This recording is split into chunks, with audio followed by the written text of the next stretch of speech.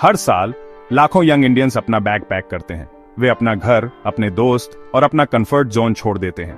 वे दिल्ली, पुणे या प्रयागराज जैसे शहरों में चले जाते हैं। किस लिए? एक सिंगल ड्रीम के लिए।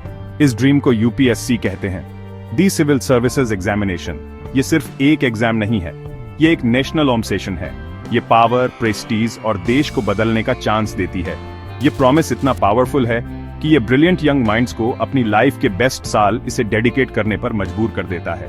वे आईएएस, आईपीएस या आईएफएस ऑफिसर बनने की चमकती हुई उम्मीद देखते हैं। उन्हें लगता है कि यह एक एग्जाम एक परफेक्ट लाइफ के लिए गोल्डन टिकट है, एक ऐसी लाइफ जिसमें रेस्पेक्ट और मीनिंग है। यह एक ग्रैंड इल्यूजन है जो हम सबको बेचा जाता है। जर्नी बहुत जोश और उत्साह के साथ शुरू होती है।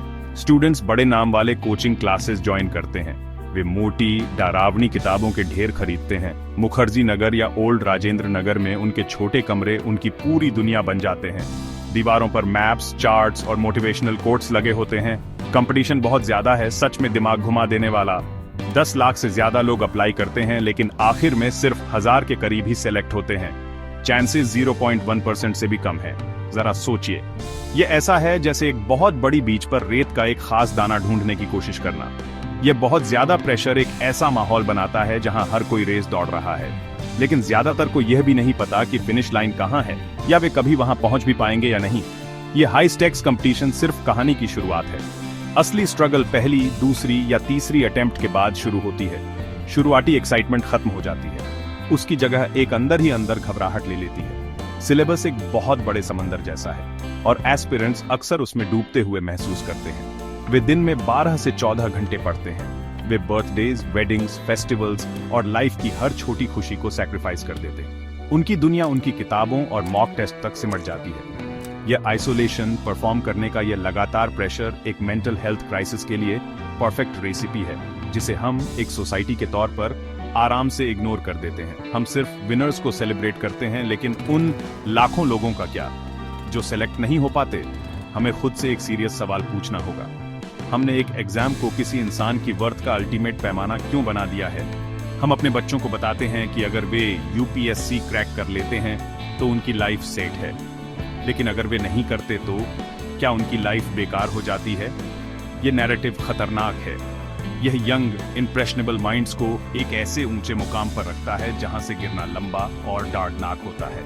देश की सेवा करने का सपना एक नेक सपना है, इसमें कोई शक नहीं, लेकिन जब यह सपना देखने वाले को ही कंज्यूम करने लगता है, उन्हें स्ट्रेस और एंजाइटी का गट्ठर बना देता है, तो हमें रुकना चाहिए और सौंकना चाहिए। हमें सिस्टम और उस सोशल प्रेशर पर सवाल उठाना चाहिए जो इस अनहेल्दी ऑब्सेशन को बढ़ावा देता है।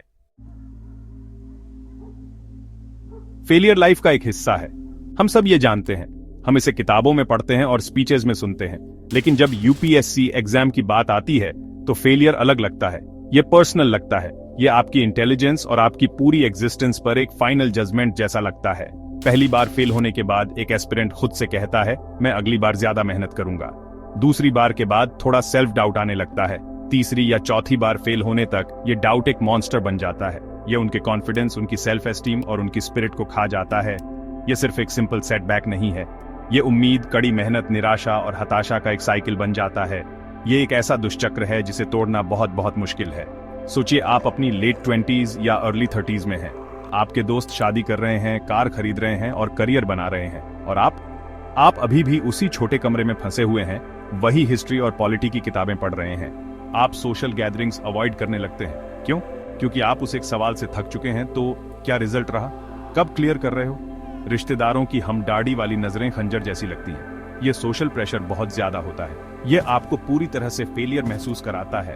अपने परिवार पर एक बोझ आ, शर्म की फीलिंग बहुत ज्यादा हो सकती है, जो स्टूडेंट्स को आइसोलेशन के एक शेल में धकेल देती है जहां कोई उन तक पहुंच नहीं पाता। यहीं से एस्पायरेंट्स के बीच डिप्रेशन और एंजाइटी की साइलेंट महामारी शुरू होती है। चलो नंबर्स की बात करते हैं। स्टडीज और सर्वे हालांकि लिमिटेड हैं, ये बताते हैं कि यूपीएससी एस्पिरेंट्स का एक बहुत बड़ा परसेंटेज गंभीर स्ट्रेस और डिप्रेशन के लक्षणों से जूझ रहा है। फ्यूचर के बारे में लगातार अनिश्चितता, फाइनेंशियल ड्रेन और बढ़ता सोशल प्रेशर एक परफेक्ट तूफान पैदा करते हैं। एस्पिरेंट्स को नींद नहीं आती, उनकी खाने की आदतें बदल जाती हैं और वे लगातार होपलेसनेस महसूस करते हैं। फिर भी मदद मांगना एक टैबू है। ये मानना कि आप स्ट्रगल कर रहे हैं कमजोरी की निशानी मानी जाती है, जैसे आप सर्विसेज के लिए इतने टफ नहीं हैं। ये सोच बहुत गलत और अविश्वसनीय रूप से हानिकारक है। प्रॉब्लम ये है कि हम फेलियर्स के बारे में बात नहीं करते। हम सिर्फ अखबारों में और कोचिंग सेंटर के बिलबोर्ड पर टॉपर्स के मुस्कुराते चेहरे देखते हैं। हम उन हजारों की कहानियां कभी नहीं सुनते जिन्होंने अपना सब कुछ दिया और फिर भी सेलेक्ट नहीं हो पाए। ये अनकही कहानियां दर्द, स्ट्रगल और एक शांत नुकसान से भरी हैं। ये टूट हुए सपनों और टूट हुए कॉन्फिडेंस की कहानियां हैं। यह समझना बहुत जरूरी है कि एक एग्जाम में फेल होने से आप लाइफ में फेलियर नहीं बन जाते, लेकिन यूपीएससी के इर्द गिर्द हमने जो इकोसिस्टम बनाया है वह बिल्कुल ऐसा ही महसूस कराता है।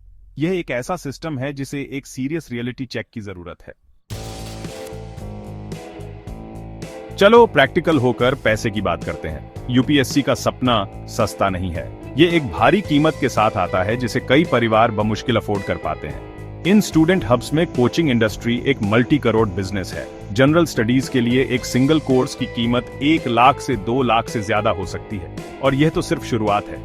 On optional subjects, test series, ऐसे राइटिंग प्रैक्टिस और इंटरव्यू गाइडेंस के लिए अलग अलग फीस होती है। यह सब जुड़ता चला जाता है। एक मिडिल क्लास या लोअर मिडिल क्लास बैकग्राउंड के परिवार के लिए यह एक बहुत बड़ा इन्वेस्टमेंट है। इसे अक्सर लोन लेकर, जमीन का एक टुकड़ा बेचकर या लाइफ की सेविंग्स को इस्तेमाल करके फंड किया जाता है। यह फाइनेंशियल बर्डन स्टूडेंट पर दबाव की एक और लेयर जोड़ता है।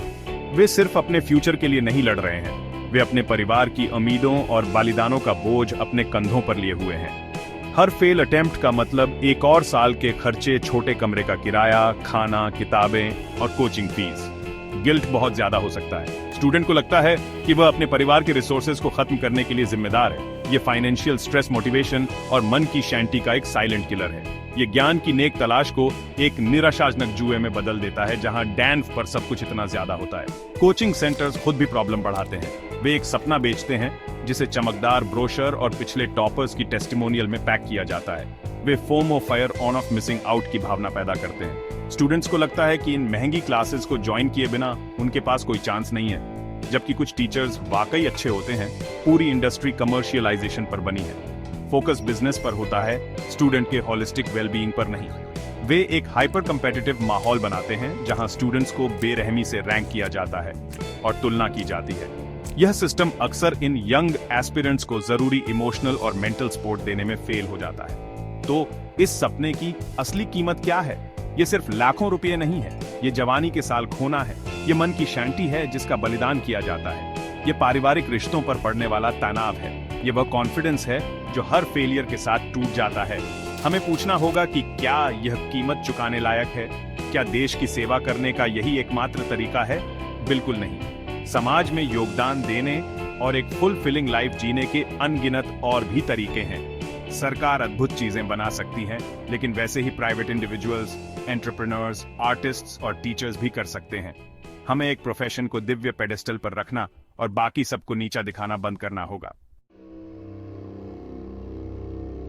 तो यहां सबसे जरूरी मैसेज है, यूपीएससी एग्जाम सिर्फ एक एग्जाम है। यह आपकी लाइफ नहीं है। मैं इसे फिर से कहता हूं, यह आपके लिए उपलब्ध कई रास्तों में से सिर्फ एक है। यह फाइनल डेस्टिनेशन नहीं है। एक इंसान के तौर पर आपकी वैल्यू आपकी रैंक से या उसकी कमी से तय नहीं होती। आप एडमिट कार्ड पर एक रोल नंबर से कहीं ज्यादा है। आप एक बेटे या बेटी हैं, एक दोस्त हैं, यूनिक टैलेंट्स और एक खूबसूरत दिल वाले एक क्रिएटिव इंसान हैं। एक एग्जाम को अपनी पूरी पहचान तय न करने दें। उसे अपने यूनिवर्स का सेंटर न बनने दें, क्योंकि अगर वह ढह जाता है तो वह आपको भी अपने साथ ले जाएगा। अगर आप एक एस्पिरेंट हैं जो खोया हुआ, स्ट्रेस में या होपलेस महसूस कर रहे हैं, तो कृपया यह जान लें, आप अकेले नहीं हैं। लाखों लोग आपसे पहले इस रास्ते पर चले हैं और लाखों लोग अभी आपके साथ चल रहे हैं। ओवरवेल्म्ड महसूस करना ठीक है, उदास महसूस करना ठीक है। जो ठीक नहीं है वह है खामोशी में सफर करना। किसी से बात करें, अपने पेरेंट्स, अपने भाई बहनों या एक भरोसेमंद दोस्त से बात करें। उन्हें बताएं कि आप कैसा महसूस करते हैं। अपना बोझ शेयर करने से वह हल्का हो जाएगा, मैं आपसे वादा करता हूं। अगर आपको लगता है कि आपको प्रोफेशनल हेल्प की जरूरत है, तो कृपया उसे सीख करें। एक काउंसलर या थेरेपिस्ट से मिलना ताकत की निशानी है, कमजोरी की नहीं। यह ऐसा है जैसे बुखार होने पर डॉक्टर के पास जाना। आपकी मेंटल हेल्थ उतनी ही जरूरी है जितनी आपकी फिजिकल हेल्थ। पेरेंट्स और पूरे समाज से हमें अपना नजरिया बदलने की जरूरत है। चलो अपने बच्चों पर यह बेतहाशा दबाव डालना बंद करें। चलो उन्हें एकेडमिक्स से परे अपने टैलेंट्स को एक्सप्लोर करने के लिए प्रोत्साहित करें। चलो उन्हें सिखाएं कि फेल होना ठीक है और सक्सेस की कई परिभाषाएं होती हैं। चलो एक ऐसा माहौल बनाएं जहां वे बिना जजमेंट के डर के अपनी एंजाइटी के बारे में बात कर सकें। हमारी भूमिका उन्हें सपोर्ट करना है, उन्हें एक ऐसे सपने की तलाश में किनारे पर धकेलना नहीं जो शायद उनका अपना भी ना हो। चलो उनके लिए एक सेफ्टी नेट बने, उम्मीदों का एक पिंजरा नहीं। आखिर में याद रखें कि लाइफ खूबसूरत और कीमती है, यह अनंत संभावनाओं से भरी है। अगर एक दरवाजा बंद होता है तो 100 और खुलेंगे। शायद आपकी किस्मत एक महान एंटरप्रेन्योर, एक पार्ट ब्रेकिंग साइंटिस्ट, एक दयालु टीचर या एक अद्भुत आर्टिस्ट बनना है। दुनिया को सभी तरह के लोगों की जरूरत है। गोल सिर्फ एक एग्जाम क्लियर करना नहीं है, बल्कि एक खुशहाल, हेल्दी और मीनिंगफुल लाइफ जीना है। तो खूब मेहनत से पढ़ाई करें, अपना बेस्ट शॉट दें, लेकिन कभी भी जीना ना भूलें। सिर्फ एक जॉब के लिए तैयारी ना करें, लाइफ के लिए तैयारी करें, क्योंकि एग्जाम हॉल के परे एक अद्भुत लाइफ आपका इंतजार कर रही है। जाओ उसे जियो।